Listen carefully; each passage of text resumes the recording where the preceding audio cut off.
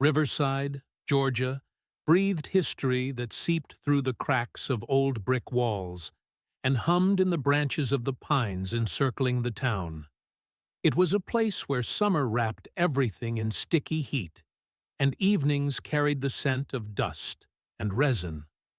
David Crowe, a 28-year-old mechanic, had lived here all his life in a small house with faded green paint, inherited from his grandfather. His hands, scarred from wrestling rusty bolts, held together not just engines at Billy's garage, but also the fragile existence of his family. His 5-year-old daughter, Emily, with her untamed curls, and his mother, Mabel, whose legs had betrayed her after a stroke. David was quiet but sturdy, an African-American in a town where racial lines weren't drawn on maps, but felt in every glance, every word tossed from behind a counter or a church pew. That evening of July 17th, 2018, was supposed to be ordinary. David had finished a shift at the garage, spending the day fixing an old truck, and was driving home in his beat-up Toyota Corolla. Blues played softly in the cabin. Muddy Waters' voice buzzed through cheap earbuds with a frayed wire. The sun was setting, painting the sky in fiery hues when red and blue lights flashed in his rearview mirror. David felt his chest tighten, not from guilt, but from a knowledge drilled into him since childhood. "Don't move fast. Keep your hands visible," his father had told him on the porch when David was too young to grasp why those words were a survival code. He eased onto the shoulder, turned off the music, and placed his hands on the wheel, waiting. 2 officers approached his window, their silhouettes dark against the twilight. Travis Collins was lean, with a sharp jaw, and eyes that hunted for trouble where none existed. Mike Haley, broader and heavier, followed behind, his uniform straining at the gut, his face flushed from the heat. Collins tapped the glass with his knuckles. "Where are you headed?" he asked, his tone laced with suspicion, as if David were already a criminal. "Home, sir," David replied, trying to keep his voice steady despite the pulse pounding in his temples. Haley leaned in, his breath a mix of mint and something sour. "Step out," he ordered, offering no explanation. "We got a call about a car like yours." David knew it was a lie. His Toyota was too old and plain to draw attention, but he opened the door slowly, hands still in sight. The moment his feet hit the ground, the world spun. Haley grabbed his collar, yanked him forward, and slammed him against the hood with such force that David felt the metal dig into his ribs. "Don't move!" Haley barked, though David hadn't resisted. Collins struck him in the side, a quick, sharp blow that knocked the air from his lungs. "What? You think you're smart?" he hissed, though David hadn't said a word. Then Haley twisted his arm, pinning his face to the car, and David tasted blood. His nose had smashed against the hot surface. Handcuffs snapped shut, biting into his wrists, and Haley's boot crashed into his lower back, dropping him to his knees. Passers-by, an old man with a newspaper, a few teens with earbuds, paused a few yards away, but no one stepped in. In Riverside, everyone knew. When the police worked, you stepped aside. They dragged David to the patrol car, his sneakers scraping the asphalt, his head ringing with pain and humiliation. At the station, they tossed him into a cell, cramped, with peeling walls and a disinfectant smell that couldn't mask the stench of fear. "Resisting arrest," Collins muttered, filling out papers as if that explained everything. David sat on the bench, fists clenched, thinking of Emily waiting with a drawing from daycare. He had no money for a lawyer, no phone to call Mabel. That night, staring at the dim bulb overhead, he realized truth in Riverside was worthless if you weren't the one holding power. The cell in Riverside's county jail was cold despite the July heat outside. Concrete walls bore damp stains, and the air hung heavy with the smell of metal and human despair. David sat on a narrow bench, back against the wall, trying to quiet the thoughts buzzing in his head like a swarm of wasps. Bruises throbbed on his face, blood had crusted into dark patches on his shirt, and every breath stabbed at his ribs. He pictured Emily sitting on the floor at home, clutching her bunny and asking Mabel why Daddy wasn't reading her a story.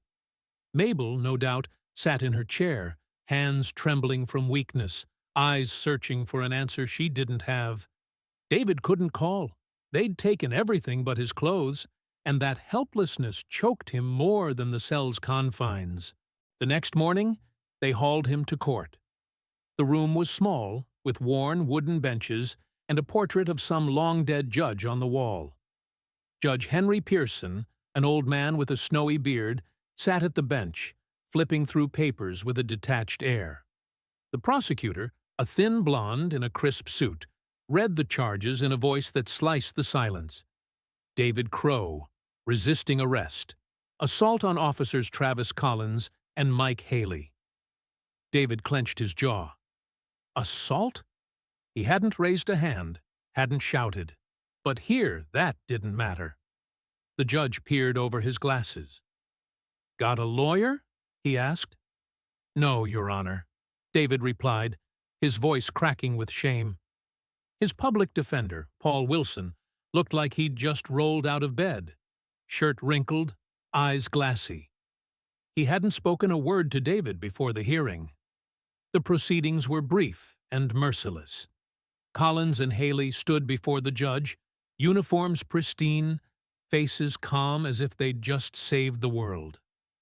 "He lunged at us," Haley said, his voice booming with certainty. "Had to use force to protect ourselves," Collins added, staring past David.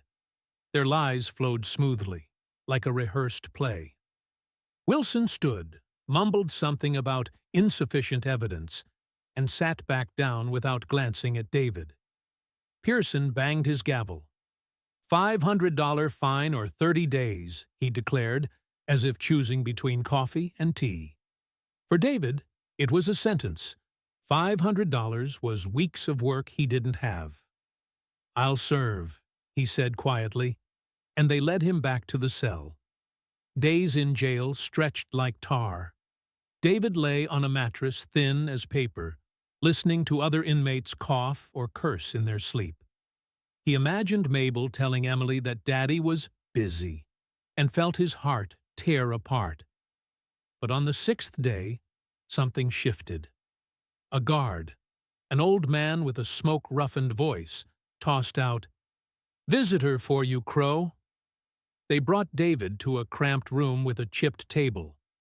A woman sat there, Linda Carter, with short chestnut hair and eyes burning with purpose. "I'm a journalist," she said, extending a hand. "Your neighbor, Mrs. Jones, told me what happened. I want your side." David sat across from her, hands trembling on the table. He wasn't used to trusting people, especially white strangers with notepads, but her voice felt genuine. He spoke, slowly at first, then faster, spilling it all. The stop, the blows, the blood on the pavement. Linda scribbled, her pen humming across the page. "This isn't just your story," she said when he finished. "It happens in Riverside all the time. I've been investigating Collins and Haley for 8 months. If you're in, we can make people listen." David looked at her, a lump in his throat. "I'm no hero," he said. "I just want to go home to my girl." Linda nodded. "Then we'll start by giving you a voice. We'll see where it goes." When she left, David returned to his cell and, for the first time in a week, slept without nightmares. Міша Теніс Зак. 2 квітня 2025 року. 23:32. Part 3. Translated. David spent 25 more days in jail, counting cracks in the ceiling and trying not to dwell on Emily crying at night, asking Mabel when Daddy would come back. The food was vile. Watery oatmeal in the morning, dry bologna sandwiches at night. But worse was the silence that filled his mind. He didn't know if Linda Carter would keep her promise, or if her words were just empty pity, fading the moment she walked out of the jail. But on the 26th day, a guard tossed him a yellowed newspaper and grunted, "You're famous now, Crowe." David's heart skipped a beat. On the front page of The Voice of the South, a modest paper read mostly by retirees and activists, was the headline, "Police Brutality in Riverside, David Crowe's Story." Below it was his photo, an old driver's license shot, where he looked younger, less broken than he felt now. Linda's article cut like a blade. She detailed that July evening, the patrol car's flashing lights, the lie about a suspicious vehicle, the blows from Collins and Haley that left bruises on David's body. She quoted his words about Emily and Mabel, adding a human touch to the stark facts, then went further, hinting this wasn't Riverside's first case. Over the past 2 years, she wrote, at least 5 residents, all African American, reported similar incidents with these same officers. Not one complaint reached court. David read it, hands shaking as he held the paper, and for the first time in a month felt something like pride. Not for himself, but because his story was no longer just a whisper in the dark. When they released him 4 days later, Riverside was buzzing. Linda's article had exploded online. Local bloggers picked it up, then bigger sites in Atlanta. People were talking. Flowers and notes from strangers appeared on the Crowe porch. "Hang in there, brother," wrote someone anonymous. Another left a basket of homemade cookies with a letter from a church group. But not everyone was pleased. That same evening, as David hugged Emily so tight she giggled, a rock crashed through the kitchen window. Glass shattered, and Mabel, sitting nearby, cried out in shock. Scrawled on the rock in red paint was one word: liar. David stood over the shards, holding Emily's hand, and knew the fight Linda had spoken of wouldn't be easy. The next day, Linda returned, this time with a laptop and a stack of papers. "Your story's just the start," she said, settling at the kitchen table where Mabel poured her strong coffee. "I've talked to other victims. There's a man, Jacob Reed, who Collins beat 2 years ago for arguing too loud about a parking ticket, and a girl, Sarah Williams. Haley broke her arm when she filmed her brother's arrest. They're willing to testify if we file a lawsuit." David listened, fear and resolve wrestling in his chest. "A lawsuit?" he echoed. "I don't have money for a lawyer. And after that court, I'm not sure anyone'll believe me over the cops." Linda smiled, thin, confident, like she had in the jail. "You won't have to pay. I found someone who will do it for free." She told him about Mark Thompson, an Atlanta lawyer who specialized in civil rights cases. Mark was white, from North Carolina, but had spent the last decade fighting police brutality in the South. "He read my article and wants to meet you," Linda added. "But you should know, if we go this route, Collins and Haley won't sit idle. They'll try to destroy you and all of us." David glanced at Emily, coloring with chalk on the living room floor, and felt the anger smoldering inside flare hotter. "I don't want her scared of cops her whole life," he said softly. "If there's a chance to change that, I'm in." That week, Mark Thompson arrived in Riverside, a tall man with gray at his temples and a calm voice that belied his fiery eyes. He brought a folder of papers and a plan. "We're filing a civil suit against the Riverside Police Department," he explained, spreading documents on the table. "Not just for what happened to you, David, but for systemic rights violations. We've got witnesses, Linda's article, and I've contacted a local activist group ready to take to the streets." David listened, the weight of responsibility settling on his shoulders.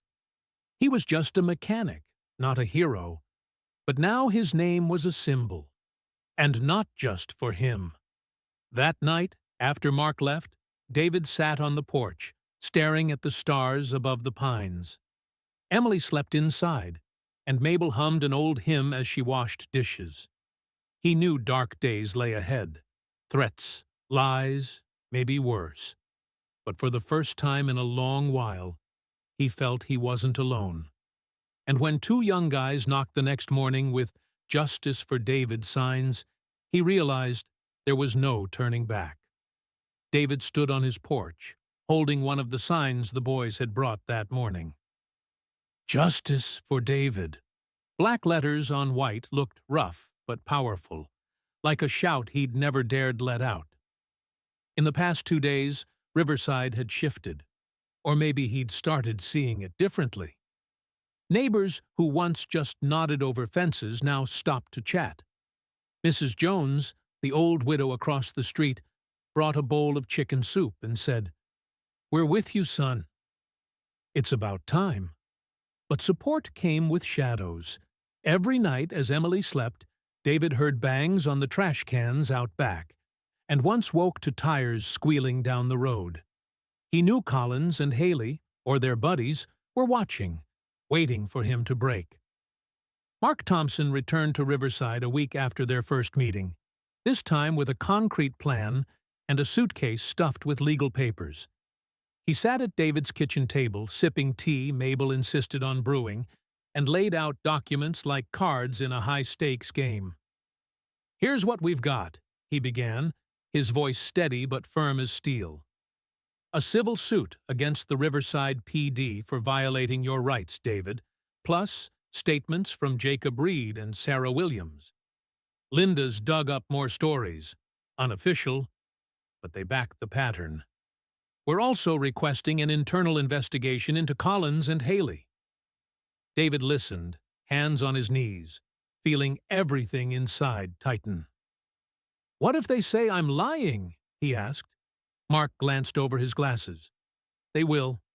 But we've got Linda's article, Sarah's phone video, and I've lined up activists from Atlanta. They'll show up for the hearing with press in tow." The next days were a whirlwind. Linda published a second article, this time with photos. Bruises on Jacob's back, Sarah's arm in a cast, and an old picture of David with Emily that Mabel found in an album. It tore through the internet, reposted thousands of times, hashtag Justice for David trending on Twitter, a small protest at City Hall drawing 50 people with signs. But with the noise came a storm. One evening, as David picked Emily up from daycare, a man in a hoodie approached, short, with a neck tattoo. "Better stop, Crowe," he rasped, voice rough like cigarettes. "For your girl's sake." David gripped Emily's hand tighter and walked off without looking back, but fear settled in him like cold water in his lungs. That night, he called Linda. "They're threatening me," he said, trying to keep his voice from shaking. "I don't know if I can handle this." Linda paused, then replied, "They're scared, David. That's why they're pushing. But if you back down, they win. Not just over you, but over everyone waiting for change." Her words clung to him, and though the fear didn't fade, David knew she was right. The next day, he met Mark and signed the lawsuit papers, his hand barely steady as he scrawled, "Plaintiff David Crowe. Міша Теніс Зак. 2 квітня 2025 року, 23:32. The first hearing was set 2 weeks later, and Riverside hummed like a hive. Activists from Atlanta rolled in by bus, young men and women in Black Lives Matter shirts, older folks with megaphones. They camped outside the courthouse, singing hymns and handing out flyers. Locals joined slowly but surely. The Baptist pastor brought his congregation. A few of Emily's daycare teachers carried homemade signs. But Riverside's police pushed back. Collins and Haley appeared outside the court, in uniform, flanked by the department's lawyer, a slick Atlanta type named Richard Blake, who told the press, "Mr. Crowe's a liar and a troublemaker. We've got proof of his aggression." David heard it on the radio, anger mixing with helplessness. The worst came the night before the hearing. Late, with Mabel asleep and Emily dozing on the couch, David heard a loud crash. He ran outside and saw his Toyota, windows smashed, tires slashed. "You're next," scrawled in red paint on the hood. Emily woke crying, and David stood over the wreck, fists clenched so hard his nails drew blood. He knew it was Collins and Haley, or their people, but had no proof. When Linda arrived an hour later, she snapped photos and said, "This is their mistake. They've overplayed." David met her eyes, his own blazing. "I won't stop," he said quietly. "But if they touch my family, I don't know what I'll do." The next morning, walking to court with Mark and Linda, the crowd parted for him. Someone yelled, "We're with you, David," and voices rose like a wave. He held his head high, though his legs shook, thinking of Emily drawing him a son, while Mabel whispered a prayer. The fight was just beginning, and David knew the cost might be more than he could bear. The day of the first hearing dawned with a heavy gray sky over Riverside, as if the weather itself sensed the town would split in two. David stood before the courthouse, a small building with peeling stucco, watching the crowd on the steps. Atlanta activists waved signs, "Justice for David," "Stop police brutality," and chanted his name, their voices mingling with megaphone buzz. Locals lingered on the edges, some curious, some scornful, while a handful of uniformed cops eyed everything from across the street. Sweat trickled down David's back despite the cool morning. He adjusted the old shirt Mabel had washed for the occasion and followed Mark Thompson inside, head high though his insides quaked. The courtroom was packed. Benches creaked under the weight of activists, reporters, and neighbors. The air thrummed with whispers and tension. Judge Pearson, the same man who'd sentenced David to a fine or jail a month ago, sat at the bench, his face stone-like. Mark spread his papers on the plaintiff's table, murmuring to Linda, who sat behind with a laptop. Across from them stood Richard Blake, the police department's lawyer, clean-shaven, in an expensive suit, with a shark's smile. Beside him sat Collins and Haley, their glares boring into David like a promise of retribution. "They think they've already won," Mark whispered, noticing David's clenched fists. "But we're just getting started." The hearing opened with Blake's statement. He rose, voice smooth and assured, like a TV pitchman. "Your Honor, this case is nothing but an attempt to smear two dedicated officers who risk their lives for Riverside's safety," he said, gesturing to Collins and Haley. "Mr. Crowe resisted a lawful arrest, acted aggressively, and we have witnesses to prove it." He handed the judge papers, police reports signed by the officers, and a statement from a Mr. John Doe David had never seen. Mark leaned in and whispered, "Fake. We'll tear it apart." But David's stomach nodded. The lies sounded convincing, and in Riverside, truth often lost to stamped documents. When Mark's turn came, he stood slowly, poised like a predator. "Your Honor," he began, voice low but sharp, "this isn't just about one arrest. It's about systemic abuse by the Riverside PD. We have witnesses, Jacob Reed, Sarah Williams, who endured similar treatment from these officers. We have evidence, photos of injuries, videos published by journalist Linda Carter." He laid a folder on the table, and David saw Blake's brow twitch. Mark pressed on. "We seek not just compensation for my client, but a full investigation into the department." The room buzzed, and Pearson banged his gavel for silence. Jacob Reed testified first. A man in his 40s, with gray in his beard and a nervous smile, he took the stand. He recounted how, 2 years back, Collins beat him with a baton for arguing too loud about a ticket. "I just wanted to know why I was paying," Jacob said, voice shaky. "He hit my legs till I fell." Mark showed the court photos, bruises on Jacob's thighs taken the next day. Blake stood, tone patronizing. "Mr. Reed, you've got a drunk fighting conviction, right? Maybe you provoked the officer?" Jacob flushed, but answered, "That was 10 years ago. I was sober that day." David felt anger boil in his chest. They aimed to crush anyone who spoke up. Next was Sarah Williams. 23, slight, with short hair and fierce eyes. She told how Haley broke her arm while she filmed her brother's arrest.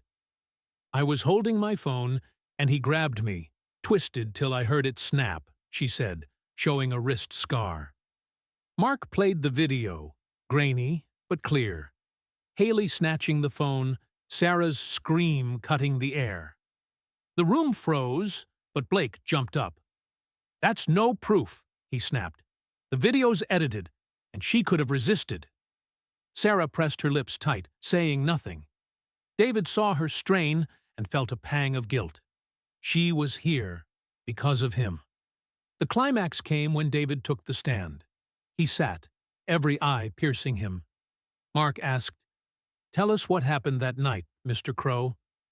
David swallowed and spoke. Of the stop, the blows, the blood on the asphalt. His voice was soft but steady, and when he finished, silence reigned. Blake approached, smile widening.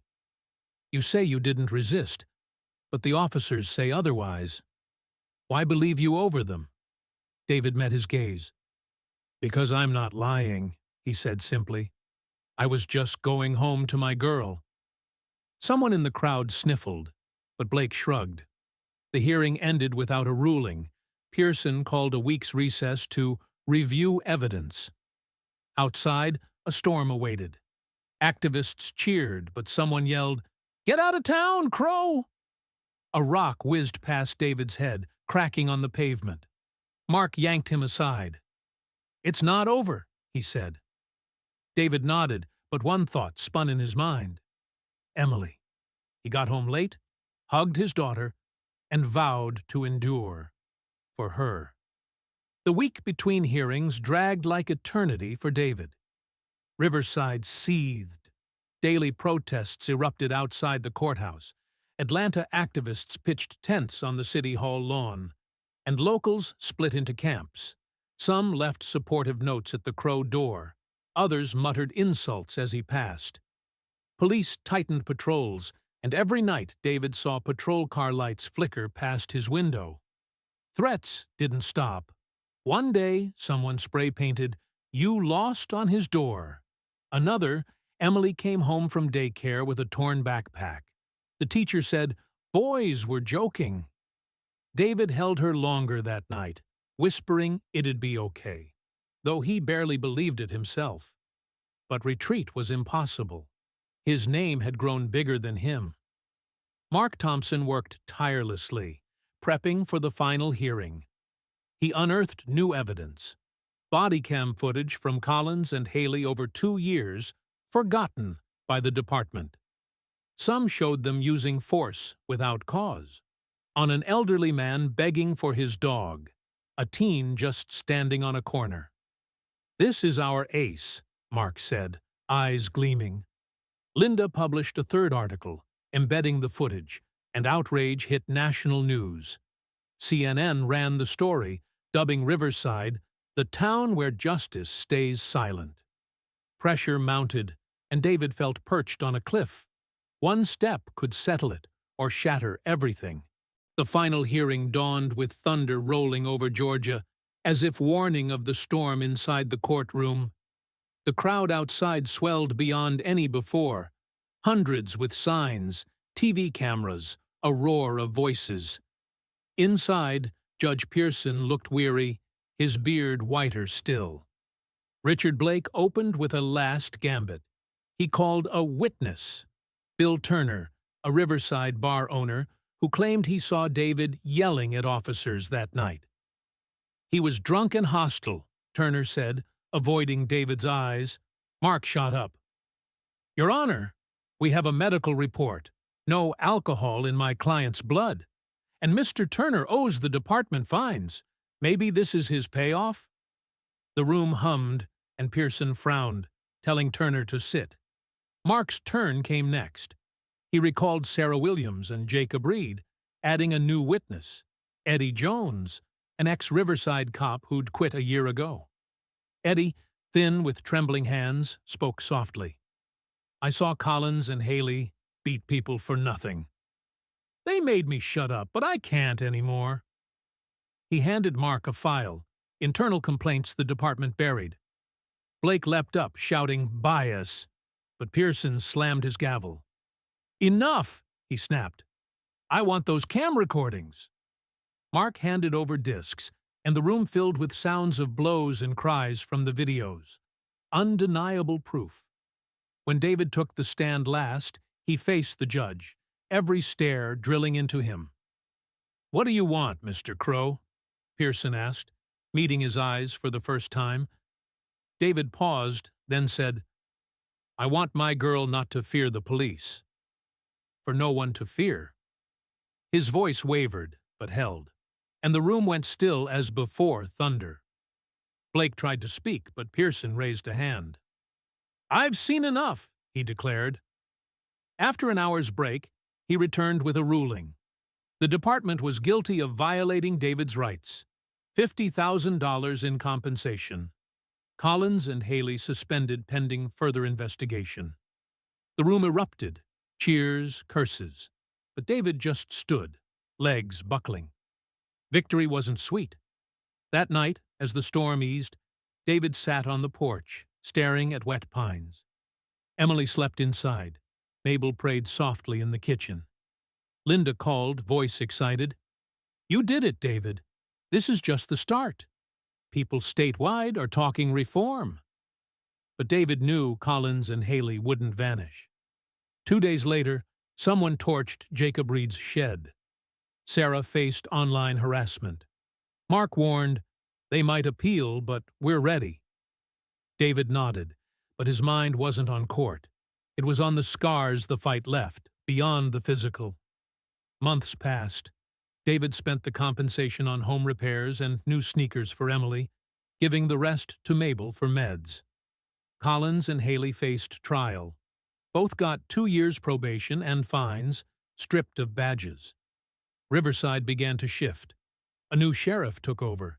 Activists secured cameras for all patrols. David returned to Billy's garage. But now people recognized him, shook his hand, thanked him. One evening, sitting with Emily on the floor, drawing suns and trees, she said, You're my hero, Daddy.